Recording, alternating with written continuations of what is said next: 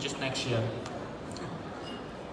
We really tried a bit Malaysia. You know, some people say that if you were to go into venture into the fashion industry, the modest fashion industry, it's not really a good idea because it seems like it's a trending business. You know, a celebrity has achieved something in the modest industry, so people want to do it. Let's do hijab, let's do this, let's do that. You are one of the entrepreneurs doing a modest fashion as well, Bront. So in the Malaysian market, I mean, what do you think? Where are we? Is it really immature and is it really a trending business? If we were to have these young entrepreneurs here who wishes to venture into modest fashion, is it really a go? Would you advise them to do so, or no, please don't? You know, I've been there, done that. Don't do it. Yeah, sort of.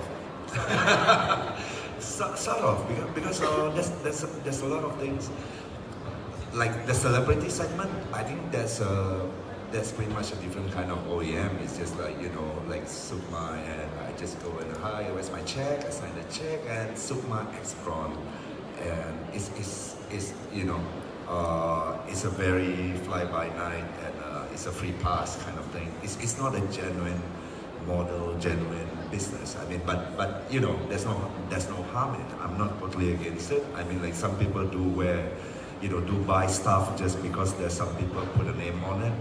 That makes sense. But as an industry, before we go into it, I mean, like we need to understand also that Indonesia, the resources, the labor, everything, that the components of an industry is already there.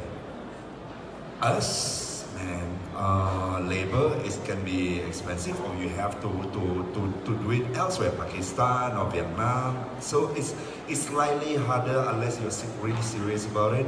Is entry level not that hard, but to scale up is a bit of a... Currently, your clothing line is being manufactured in Malaysia.